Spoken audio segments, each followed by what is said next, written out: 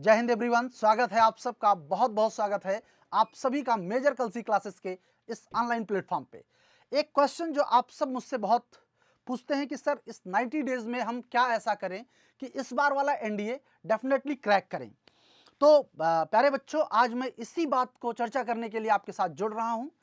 सबसे पहले तो चूंकि मैं आपके साथ एसएसटी सब्जेक्ट के साथ जुड़ता हूं, तो एसएसटी की पूरी स्टडी आपको बताऊंगा। इस 90 डेज के बीच में आपको क्या पढ़ना है, कितना पढ़ना है और क्या नहीं पढ़ना है, क्योंकि क्या नहीं पढ़ना है अगर ये आप समझ गए और सीख गए तो एनडीए निकालना बहुत ईजी है।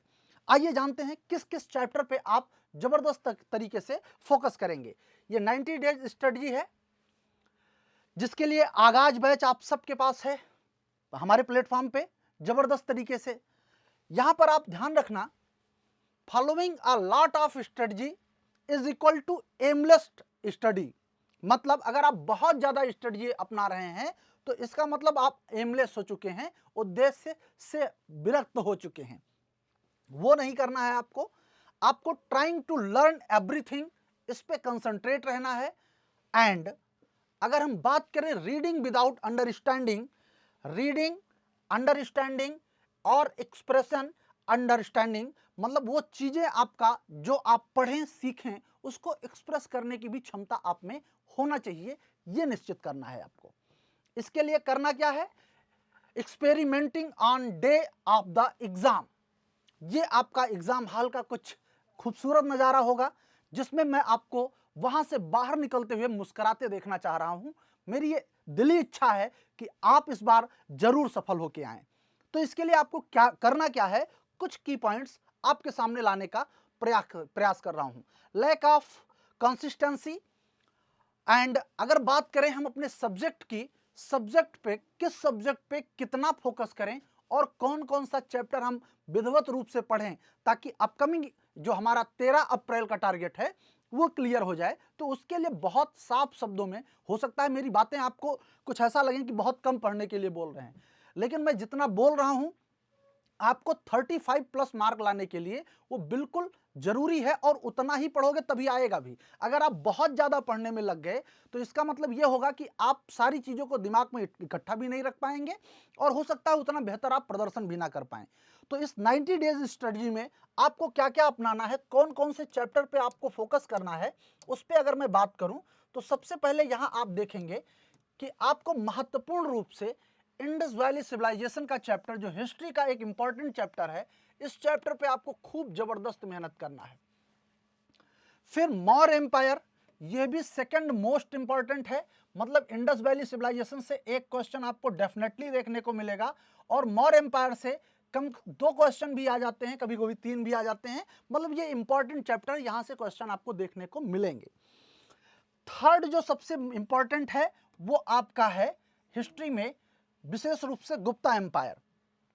और आपको बताएं कि हिस्ट्री में अगर फोर्थ और इस पे दिया जाए, फिर आपका रेवेन्यू सिस्टम जो है, फोर्थ प्रेफरेंस में रेवेन्यू सिस्टम को दे रहा हूं। गांधीयन एरा, सोशल रिफॉर्म, ये दोनों बहुत इंपॉर्टेंट चैप्टर हैं, मतलब मोस्ट इंपॉर्टेंट हैं। यहां से तो क्वेश्चन बनेंगे ही बनेंगे, मोस्ट इंपॉर्टेंट चैप्टर है, मतलब इस पे भी आपको फोकस करना है। मतलब आपको इन ड्यूरेशन में सबसे ज्यादा मेहनत जो करनी है वो इंडस वैली सिविलाइजेशन, गुप्त और मौर्य पीरियड, गुप्त period, revenue system, Gandhi era, social reform, इस पे करनी है। और आपसे अगर बात करूं, भक्ति एंड सूफी मूवमेंट पे कभी कभी क्वेश्चन बन जाता है, बट इसके लिए आपको पूरा मेडवल नहीं पढ़ना। इसके लिए एक चैप्टर आपको यहां पर विशेष रूप से ध्यान रखना है, वो है आपका विजयनगर एम्पायर। इसको मेरे साथ ऐड करो आप, विजयनगर एम्पायर। विजयनगर एम्पायर अगर आपने छोड़ा, समझ लीजिए 1 से 2 क्वेश्चन आपने मिस कर दिया। डेफिनेटली यहां से विजयनगर से एक क्वेश्चन बनना ही बनना है, तो ये आपको इसको तैयार करना पड़ेगा मेडवल से। बाकी मराठा भी पढ़ें, मराठा कम है, और जो शिवाजी का एडमिनिस्ट्रेशन वाला पोर्शन है, जैसे उनके जो अष्ट प्रधान हैं, वो आपके लिए बहुत इंपॉर्टेंट हैं। और आप सबको बताना चाहूंगा कि इसके अलावा जो रेवेन्यू सिस्टम है, तो इसमें परमानेंट सेटलमेंट, रैयतवाड़ी, महालवाड़ी और ये क्या है, तिनकठिया क्या है, इन सब पे आपको विशेष रूप से अपना एनालिसिस करना है कि कैसे ये व्यवस्था इंप्लीमेंट हुई थी, क्या इसके ड्रॉबैक थे, कितने क्षेत्र में लागू हुई। इस पे एक एक करके आपको बहुत विधिवत तरीके से समझना पड़ेगा। दूसरा अगर बात करें, गांधीयन एरा पे आपको खूब फोकस करना है और सोशल रिफॉर्म मूवमेंट पे, और इसके अलावा इंपॉर्टेंट रिवोल्ट भी आपको देख लेना है। इंपॉर्टेंट रिवोल्ट भी आपको देख लेना है। रिवोल्ट से भी क्वेश्चन बनेंगे आपसे, जैसे कुछ ट्राइबल रिवोल्ट होंगे, कुछ पीजेंट रिवोल्ट होंगे, साथ ही साथ 1857 का रिवोल्ट तो आपके सामने है ही। तो ये इस कुछ इंपॉर्टेंट चैप्टर आपके हिस्ट्री के हो गए। वर्ल्ड हिस्ट्री अगर आप चाहें तो स्किप कर सकते हैं, क्योंकि एक क्वेश्चन यहां से बनता है और उसके लिए पढ़ना आपको बहुत ढेर सारा पड़ेगा। तो आप इन 90 डेज प्लान में आप वर्ल्ड हिस्ट्री को स्किप कर दें, कोई ज़रूरत नहीं है पढ़ने की। और ये थोड़ा लफ्ज़ जो है वो ब्रिटिशर्स लफ्ज़ है, यूरोपियन लफ्ज़ है, तो बहुत जल्दी ये सारी चीज़ें दिमाग में बैठती भी नहीं हैं, इसलिए आप इसको स्किप कर सकते हैं। उतना मेहनत आप इन सारे चैप्टर्स पे और ज़्यादा दे देंगे तो कुछ क्वेश्चन अच्छे बनेंगे। आगे बात किया जाए अगर, तो यहाँ पर आप देखेंगे ज्योग्राफी में क्या क्या पॉइंट फोकस करना है। All the concepts of physical geography, मतलब फिजिकल ज्योग्राफी आपको अच्छे से पढ़ना है। आपको मैंने बताया भी है। और फैक्ट्स ऑफ इंडियन ज्योग्राफी पे भी आपको फोकस करना है। इंडिया में खासकर माउंटेन और रिवर्स, इस बार रिवर से 2-3 क्वेश्चन देखने को मिला था। रिवर की खासकर जो साउथ इंडिया की रिवर हैं, जो साउथ इंडिया की रिवर हैं, उनके जो ट्रिब्यूटरी हैं, साउथ इंडिया रिवर की जो ट्रिब्यूटरी हैं भैया, उनको आपको पढ़ना बहुत जरूरी है। तो ये बात आप ध्यान में रखना कि जो साउथ इंडिया रिवर्स की ट्रिब्यूटरी हैं उनको आपको याद रखना है। कावेरी की, कृष्णा की, गोदावरी की, ये सारी नदियों की जो सहायक नदियां हैं वो आपको बहुत बहुत बारीकी से याद रखना है। नेशनल पार्क, एक क्वेश्चन यहां से बन जाता है नेशनल पार्क से, और पॉपुलेशन से भी एक क्वेश्चन आपसे पूछ ही लेता है, तो ये भी इंपॉर्टेंट चैप्टर हैं। लेकिन फिजिकल ज्योग्राफी में आप क्या क्या पढ़ें, तो इसमें आपको मुख्य रूप से 3 चीजें, जैसे कि आपका एक तो लिथोस्फीयर है, लिथोस्फीयर है भैया। दूसरा कौन सा है तो आप बताओगे हाइड्रोस्फीयर है, और कौन सा तो आप बताओगे एटमॉस्फेयर है। ये 3 चैप्टर आपको यहां पर देखने पड़ेंगे, ठीक। और आपसे ये जो ज्योग्राफी है, ज्योग्राफी खूब ज़्यादा इतने में ही नंबर आपको देकर जाने वाली है, तो इसलिए इस पे ज़्यादा ही फोकस करें। पॉलिटी में पिछले एग्जाम में 6 क्वेश्चन पूछे गए थे, इसलिए पॉलिटी पे आपको कंसंट्रेट रहना है। 6 क्वेश्चन का बहुत बड़ा वेटेज होता है। जितना आप अदर चैप्टर्स पे पढ़ने पे दे रहे हैं उतना इन्हीं 6 चैप्टर्स पे लगाएं।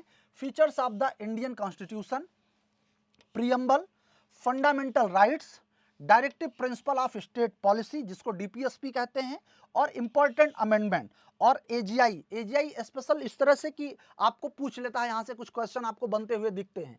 यहाँ पर ध्यान रखना है, जो historical background of Indian constitution है उस पर भी आपको, जैसे कि कुछ एक्ट्स वगैरह आपको पढ़ने जरूरी हैं, जैसे कि रेगुलेटिंग एक्ट्स हो गया, चार्टर एक्ट हो गया, उनके बारे में कभी कभी हिस्ट्री और ज्योग्राफी में वो हिस्ट्री और पॉलिटी में मिक्स करके वो क्वेश्चन पूछ लेता है। तो अब ये डिफाइन कर नहीं पाते कि कहाँ से है, बट क्वेश्चन आ जाता है। तो आप रेगुलेटिंग एक्ट और जो चार्टर एक्ट हैं, गवर्नमेंट ऑफ इंडिया एक्ट हैं, इन पे भी आप जबरदस्त तरीके से फोकस करें और इसका एक एक सेक्शन जो महत्वपूर्ण है उसको जरूर तैयार करें। इकोनॉमिक्स की बात करें तो इकोनॉमिक्स वैसे तो पढ़ने के लिए तो बहुत सारी चीजें हैं। Introduction of economics, planning in India, major जो है स्कीम्स होना चाहिए, स्कीम्स और मनी। यहां पर आपको ध्यान ये रखना है, अब इंट्रोडक्शन ऑफ इकोनॉमिक्स आप पढ़ने बैठ जाओगे तो ज्यादा बोरिंग लगने लगेगा। यहां पर आप विशेष फोकस करें प्लानिंग ऑफ इंडिया पे।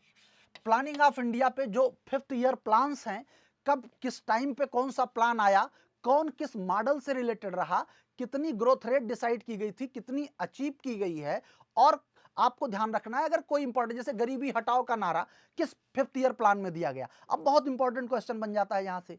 तो 5th ईयर प्लान पे आप ज्यादा फोकस रहेंगे, ठीक है। और स्कीम करंट अफेयर से आप रिलेट करके पढ़ेंगे, स्कीम को आप करंट से रिलेट करके पढ़ेंगे। जो खासकर 2014 के बाद की जो योजनाएं हैं 2024 तक, उसमें कुछ इंपॉर्टेंट जो योजनाएं हैं उन योजनाओं के बारे में आपको थोड़ा अच्छा विश्लेषण करना पड़ेगा, वो पढ़ना पड़ेगा, क्वेश्चन पूछे जाते हैं। ठीक है। बाकी इकोनॉमिक्स में मैं तो कहता हूं कि आप बहुत ज़्यादा मेहनत ना करें, इन चैप्टर पे ही आप बहुत विशेष रूप से फोकस करें। और अगर बात किया जाए करंट अफेयर्स, अब ये बहुत ही इंपॉर्टेंट सेगमेंट है, यहां से कम 10 क्वेश्चन आपको देखने को मिलेगा। करंट अफेयर्स से कम 10 क्वेश्चन आपको देखने को मिलेगा। तो इन 10 क्वेश्चन की क्या स्ट्रेटजी, इसमें क्या क्या करंट में भी अगर हम कुछ पढ़ें तो क्या पढ़ें, इसके लिए डिफेंस एक्सरसाइज की जो न्यूज़ हैं, जितनी भी डिफेंस एक्सरसाइज हो रही है, अब कौन कौन से देश के बीच में हो रही हैं, ये इंपॉर्टेंट होगा। क्या कई कंट्री मिल रहे हैं कि जो है दो ही देश के बीच में हो रहे हैं, और दूसरा इंपॉर्टेंट कि वो किस प्लेस पे हो रहे हैं। मतलब अगर मान लीजिए फ्रांस के साथ है तो फ्रांस में हुआ है कि इंडिया में हुआ, इंडिया में हुआ तो अरेबियन सी के साइड में हुआ कि बे आप बंगाल में हुआ, ये भी क्वेश्चन पूछा जाता है। और साथ ही साथ इस पे आप क्या फोकस करेंगे, इस पे क्या फोकस करेंगे, कभी कभी इसका क्रोनोलॉजी भी पूछ लेता है। तो क्रोनोलॉजी पे तो आप जाएंगे तो बहुत टफ हो जाएगा, क्योंकि वो याद करना सारा कि कब किसके साथ मिलिट्री एक्सरसाइज हुई और उसको अरेंज करना, ये थोड़ा टफ हो जाएगा। तो इसलिए बेहतर ये होगा कि आप किन किन देशों के बीच में हुआ इस पे फोकस करें, और प्लेस कब हुआ, प्लेस जो है वो अगर डिसाइड कर लें तो यहां से क्वेश्चन बन जाएंगे। इंटरनेशनल रिलेशन और एग्रीमेंट, इस पे भी आप थोड़ा फोकस करें। पर्सन प्लेस इन न्यूज़, अब कोई व्यक्ति या कोई जगह का नाम जो अभी चर्चा में रही है तो उस पे आपको फोकस करना जरूरी है। कुछ बुक्स और उनके आथर्स और अवार्ड पे भी आप जो है अगर फोकस कर लेंगे तो यहाँ से एक आध क्वेश्चन आपको। नेशनल एंड इंटरनेशनल जो अपॉइंटमेंट्स होते हैं, जैसे अभी हाल ही में अमेरिका के प्रेसिडेंट कौन बने, तो अमेरिका के प्रेसिडेंट को अगर आप पढ़ना शुरू करें तो भाई अब डोनाल्ड ट्रंप बने हैं, तो ट्रंप साहब की पार्टी क्या है, उन्होंने कितना वोट उनको मिला, किसको उन्होंने हराया है, ठीक है, ये सारा, उनका अपोजिशन में कौन था, ठीक है। तो ये सारे क्वेश्चन आपसे पूछे जा सकते हैं और इस पर थोड़ा आप गहन विश्लेषण करें, क्योंकि आयोग यूपीएससी है आपका, क्वेश्चन उसके थोड़ा अच्छे लॉजिक में होते हैं, तो इसलिए आपको एक विधिवत मेहनत करने की जरूरत यहाँ पे पड़ेगी। और साथ ही साथ गवर्नमेंट के स्कीम्स, जो मैं अभी आपको इकोनॉमिक्स में बताया था कि स्कीम पे भी आप फोकस कर लेंगे तो आप 2014 पे बात करें, और पिछली की 2-4 स्कीमें हैं जो मैं आपको बहुत इजीली बता दूंगा, वो सारी चीजें क्या क्या पढ़ना है, तो आपको वहां से आपको ये सारे क्वेश्चन बनते हुए दिखेंगे। ये स्टडी आपके लिए 90 डेज की है। बाकी अब जो आप सबके सामने बैचेस हमारे आ चुके हैं, तो जो भी साथी इस बैच के साथ जुड़ना चाहते हैं वो जरूर जुड़ें, और आशा करता हूं कि इस बार आप अपने सपनों को जरूर साकार करेंगे। देश के जो एक देश की रक्षा के लिए आप अपने आप को सदैव तत्पर रखेंगे। बहुत बहुत धन्यवाद। Thank you. जय हिंद।